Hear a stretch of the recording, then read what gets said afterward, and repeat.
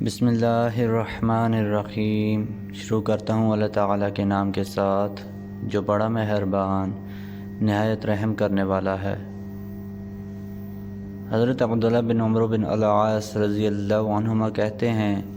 کہ ہم رسول اللہ صلی اللہ علیہ وآلہ وسلم کے گرد بیٹھے ہوئے تھے کہ اسی دوران آپ نے فتنے کا ذکر کیا۔ آپ صلی اللہ علیہ وآلہ وسلم نے فرمایا، جب تم لوگوں کو دیکھو کہ ان کے عہد فاسد ہو گئے ہوں اور ان سے امانت داریاں کم ہو گئی ہوں، اور آپ نے اپنے ایک ہاتھ کی انگلیوں کو دوسرے ہاتھ کی انگلیوں میں ڈال کر بتایا کہ ان کا حال اس طرح ہو گیا ہو۔ حضرت عبداللہ بن عمر رضی اللہ عنہما کہتے ہیں، یہ سن کر میں آپ کے پاس جا کر کھڑا ہو گیا اور میں نے عرض کیا، اللہ مجھے آپ پر قربان فرمائے، ایسے وقت میں کیا کروں؟ آپ صلی اللہ علیہ وآلہ وسلم نے فرمایا، اپنے گھر کو لازم پکڑنا اور اپنی زبان پر قابو رکھنا، اور جو چیز بھلی لگے اسے اختیار کرنا اور جو بری ہو اسے چھوڑ دینا، اور صرف اپنی فکر کرنا، عام لوگوں کی فکر چھوڑ دینا۔ حضرت ابو ہریرہ رضی اللہ عنہ کہتے ہیں کہ رسول اللہ صلی اللہ علیہ وآلہ وسلم نے فرمایا، قیامت اس وقت تک قائم نہیں ہوگی جب تک سورج پچھم سے نہ نکل آئے، تو جب سورج نکلے گا اور لوگ اس کو دیکھ لیں گے تو جو بھی روئے زمین پر ہوگا ایمان لے آئے گا، لیکن یہی وہ وقت ہوگا جب کسی کو بھی جو اس سے پہلے ایمان نہ لے آیا ہو اور اپنے ایمان میں خیر نہ کما لیا ہو، اس کا ایمان فائدہ نہ دے گا۔ حضرت حذیفہ بن اسید غفاری رضی اللہ عنہ کہتے ہیں کہ ہم رسول اللہ صلی اللہ علیہ وآلہ وسلم کے کمرے کے زیر سایہ بیٹھے باتیں کر رہے تھے۔ ہم نے قیامت کا ذکر کیا تو ہماری آوازیں بلند ہو گئیں، تو آپ صلی اللہ علیہ وآلہ وسلم نے فرمایا، قیامت اس وقت تک نہیں ہوگی یا قائم نہیں ہوگی جب تک کہ اس سے پہلے 10 نشانیاں ظاہر نہ ہو جائیں: سورج کا پچھم سے طلوع ہونا، دابہ یعنی چوپایا کا ظہور، یاجوج و ماجوج کا خروج، ظہور دجال، ظہور عیسیٰ بن مریم، ظہور دخان یعنی دھواں، اور 3 جگہوں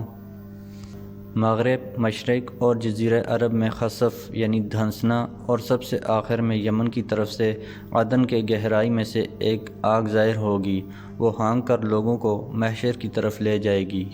حضرت ثوبان رضی اللہ عنہ کہتے ہیں کہ رسول اللہ صلی اللہ علیہ وآلہ وسلم نے فرمایا، قریب ہے کہ دیگر قومیں تم پر ایسے ہی ٹوٹ پڑیں جیسے کھانے والے پیالوں پر ٹوٹ پڑتے ہیں۔ تو ایک کہنے والے نے کہا، کیا ہم اس وقت تعداد میں کم ہوں گے؟ آپ صلی اللہ علیہ وآلہ وسلم نے فرمایا، نہیں، بلکہ تم اس وقت بہت ہوگے، لیکن تم سیلاب کی جھاگ کے مانند ہوگے۔ اللہ تعالیٰ تمہارے دشمنوں کے سینوں سے تمہارا خوف نکال دے گا اور تمہارے دلوں میں وہن ڈال دے گا۔ تو ایک کہنے والے نے کہا، اللہ کے رسول، وہن کیا چیز ہے؟ آپ صلی اللہ علیہ وآلہ وسلم نے فرمایا، یہ دنیا کی محبت اور موت کا ڈر ہے۔ حضرت عبداللہ بن مسعود رضی اللہ عنہ کہتے تھے کہ اللہ کے نبی کریم صلی اللہ علیہ وآلہ وسلم 10 خصلتیں ناپسند فرماتے تھے: زردی یعنی قلوب کو، سفید بالوں کے تبدیل کرنے کو، تہہ بند ٹخنوں سے نیچے لٹکانے کو، سونے کی انگوٹھی پہننے کو، بے موقع و محل اجنبیوں کے سامنے عورتوں کے زیب و زینت کے ساتھ اور بن ٹھن کر نکلنے کو، شطرنج کھیلنے کو، معوذات کے علاوہ سے جھاڑ پھونک کرنے کو، تعویذ اور گھنٹے لٹکانے کو، اور ناجائز جگہ منی ڈالنے کو، اور بچے کے فساد کو یعنی اسے کمزور کرنے کو، اس طرح پر کہ ایام رضاعت میں اس کی ماں سے صحبت کرے، البتہ اسے حرام نہیں ٹھہراتے تھے۔ حضرت بریدہ رضی اللہ عنہ کہتے ہیں کہ ایک شخص نبی اکرم صلی اللہ علیہ وآلہ وسلم کی خدمت میں آیا، وہ پیتل کی انگوٹھی پہنے ہوئے تھا، تو آپ صلی اللہ علیہ وآلہ وسلم نے اس سے فرمایا، کیا بات ہے؟ میں تجھ سے بتوں کی بدبو محسوس کر رہا ہوں۔ تو اس نے اپنی انگوٹھی پھینک دی، پھر لوہے کی انگوٹھی پہن کر آیا، تو آپ صلی اللہ علیہ وآلہ وسلم نے فرمایا، کیا بات ہے؟ میں تجھے جہنمیوں کا زیور پہنے ہوئے دیکھتا ہوں۔ تو اس نے پھر اپنی انگوٹھی پھینک دی اور عرض کیا، اللہ کے رسول، پھر کس چیز کی انگوٹھی بنواؤں؟ آپ صلی اللہ علیہ وآلہ وسلم نے فرمایا، چاندی کی بنواؤ اور اسے 1 مسکال سے کم رکھو۔ حضرت مقدام ابو کریمہ رضی اللہ عنہ کہتے ہیں کہ رسول اللہ صلی اللہ علیہ وآلہ وسلم نے فرمایا،